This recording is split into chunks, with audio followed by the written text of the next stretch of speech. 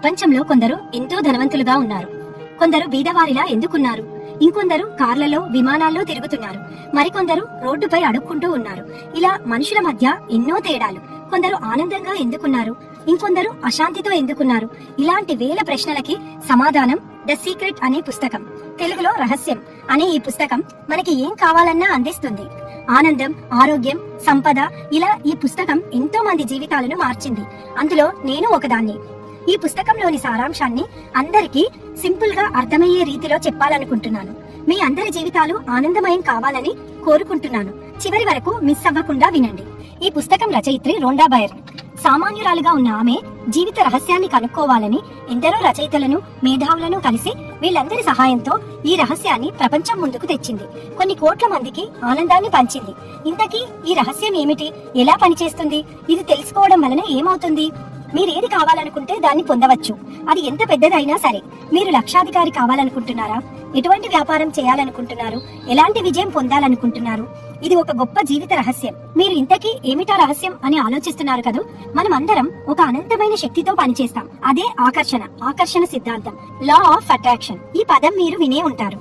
మీ జీవితంలోకి వచ్చేదంతా మీరు ఆకర్షిస్తేనే మీ జీవితంలోకి వస్తుంది. ఎలా? మీ ఆలోచనల ద్వారా, మన మనసులో ఏర్పరచుకున్న రూపాల ద్వారా, వచ్చే ఆలోచనల ద్వారానే మనం అన్ని జీవితంలోకి ఆకర్షించుకుంటాము. ఆలోచనలన్నీ నిజమైనవి. అవన్నీ ఒక శక్తిలా పనిచేస్తాయి. మీ ఆలోచనల ద్వారానే అన్ని చేస్తున్నారు. తెలివైన వాళ్ళు ఎప్పుడో దీన్ని గ్రహించారు. ఈ లోకంలో ఉండే మొత్తం ధనంలో 96% డబ్బుని 1% మంది మాత్రమే ఎందుకు సంపాదిస్తున్నారు? వాళ్ళు ఆ రహస్యాన్ని తెలుసుకున్నారు కనుక. ఇప్పుడు మీకు ఆ రహస్యం తెలియబోతుంది. మీరు అదృష్టవంతులు కాబోతున్నారు. ధనవంతులు కేవలం ధనం కోసం మాత్రమే ఆలోచిస్తారు. ఇంకా వేరే ఆలోచనలు చెయ్యరు. వాళ్ళ ఆలోచనలు సంపద చుట్టే తిరుగుతాయి. ఆ ఆలోచనలే వారికి సంపదని తెచ్చి పెడతాయి. మనిషి విశ్వంలోకెల్లా అతిశక్తివంతమైన అయస్కాంతం. ప్రపంచంలో దేనికి లేని ఆకర్షణ శక్తి మనిషిలో ఉంది. అది ఆలోచనల నుండి మాత్రమే బయటపడుతుంది. ఆకర్షణ సిద్ధాంతం అంటే ఒకే రకమైనవి పరస్పరం ఆకర్షించుకుంటాయి. అంటే మీరు ఒక ఆలోచన చేస్తే అటువంటి ఆలోచనలే మీరు ఆకర్షిస్తున్నారు. ఉదాహరణకి, మీరు ఎప్పుడైనా మీకు బాధ కలిగించే దాని గురించి ఆలోచించారా? ఆలోచించిన కొద్దీ బాధ ఎక్కువైందా? ఎందుకు? మీరు ఒకే విషయం గురించి పదే పదే ఆలోచిస్తుంటే ఆకర్షణ సిద్ధాంతం వెంటనే అటువంటి మరికొన్ని ఆలోచనలని మీ వైపుకి ఆకర్షిస్తుంది. మీరు ఉదాహరణకి ఏదైనా పాట విన్నప్పుడు ఆ పాట మిమ్మల్ని వదలడం లేదు అని గమనించారా? మీ మనసులో ఆ పాట మళ్లీ మళ్లీ వినబడుతూ ఉంటుంది. మీరు పాట వింటున్నప్పుడు మీకు తెలియకుండా మీ మనసు ధ్యాస పాట మీదే పెట్టారు. అప్పుడు ఆ పాట గురించిన ఆలోచనలే మీ వైపు ఆకర్షించాయి. మానవులుగా మనం చేసే పని ఏమిటంటే మనకి కావాలనుకున్న దాని గురించి ఆలోచించడం. మీరు ఏమి ఆలోచిస్తారో అలాగే తయారవుతారు. ఎక్కువగా ఆలోచించే విషయాలనే మీ దగ్గరికి ఆకర్షించుకుంటారు. ప్రస్తుతం మీ జీవితం మీరు గతంలో ఆలోచించిన దాని ఫలితం. అందులో మంచి ఉండవచ్చు, చెడు ఉండవచ్చు. దాన్ని బట్టి మీ ఆలోచనలేమిటో సులభంగా తెలుసుకోవచ్చు. ఎందుకంటే మీ అనుభవంలోకి వచ్చినవి అవే కనుక. ఇప్పుడు మీరు ఎలా ఆలోచించాలి అనే రహస్యాన్ని తెలుసుకోబోతున్నారు. ఇక ఈ జ్ఞానంతో మీరు అన్నింటినీ మార్చేయవచ్చు.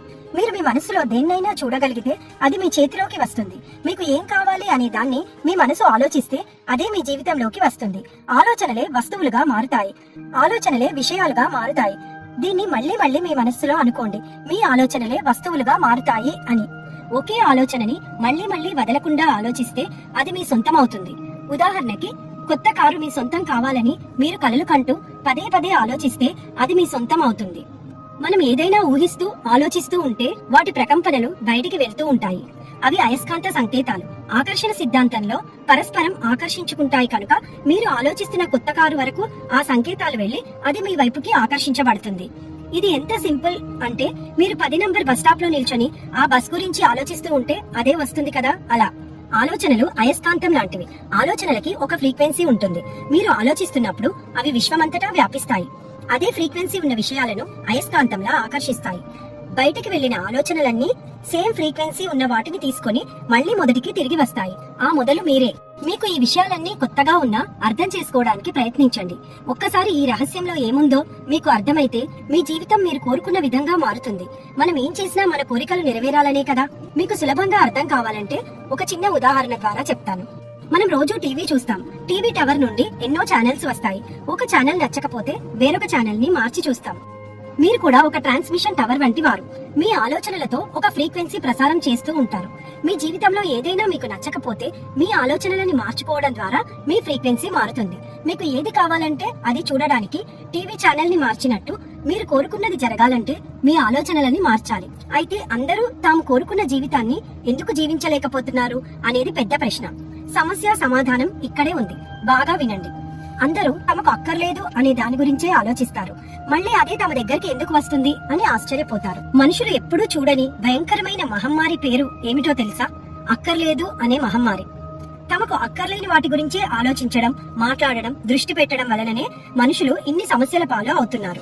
కావలసిన దానికన్నా అక్కర్లేదు అనే దాని గురించే ఎక్కువగా ఆలోచిస్తారు. మీ ఆలోచనలను వినండి, అంటున్న మాటలని వినండి.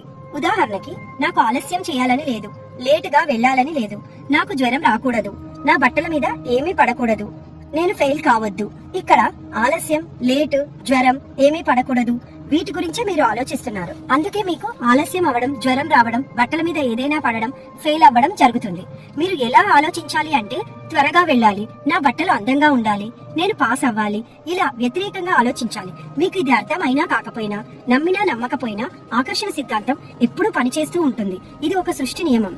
ఇప్పుడు చరిత్ర మారబోతుంది. ఎందుకంటే ఈ మహమ్మారి నుండి విముక్తి అయ్యే జ్ఞానాన్ని అందుకుంటున్నాము. కొత్త ఆలోచన ఉద్యమానికి కావలసిన దాని గురించి ఆలోచించి మాట్లాడి జీవితాన్ని మార్చుకుందాం. ఇప్పుడు మీకు బాగా అర్థమైంది అనుకుంటాను. మనకు కావలసిన దాని గురించే ఆలోచించాలి అని. ప్రతి ఒక్కరూ వారి వారి ఆలోచనల ద్వారానే వారి జీవితాలను సృష్టించుకుంటున్నారు. ఈ గొప్ప సిద్ధాంతం గురించి మీకు అర్థమైతే మీరు ఎంత శక్తివంతులో మీకు తెలుస్తుంది. ఇది నమ్మశక్యం కాని నిజం. మీ ఆలోచనల ప్రవాహం కొనసాగినప్పుడల్లా ఈ సిద్ధాంతం పనిచేస్తుంది. మీరు గతాన్ని గురించి ఆలోచించినా, వర్తమానం లేదా భవిష్యత్తు గురించి ఆలోచిస్తున్నా ఇది పనిచేస్తుంది. ఇది నిరంతర ప్రక్రియ. మనం గమనించినా గమనించకపోయినా ఎప్పుడు మనం ఆలోచిస్తూనే ఉంటాం. ఒకరితో మాట్లాడుతున్నా, వింటున్నా, పత్రిక చదువుతున్నా, టీవీ చూస్తున్నా ఆలోచిస్తూనే ఉంటాము. తయారవుతున్నా, ప్రయాణిస్తున్నా, బండి నడుపుతున్నా ఏదో ఒకటి ఆలోచిస్తూ ఉంటాము. కేవలం మనం నిద్రపోయినప్పుడు మాత్రమే ఏ ఆలోచన లేకుండా ఉంటాము.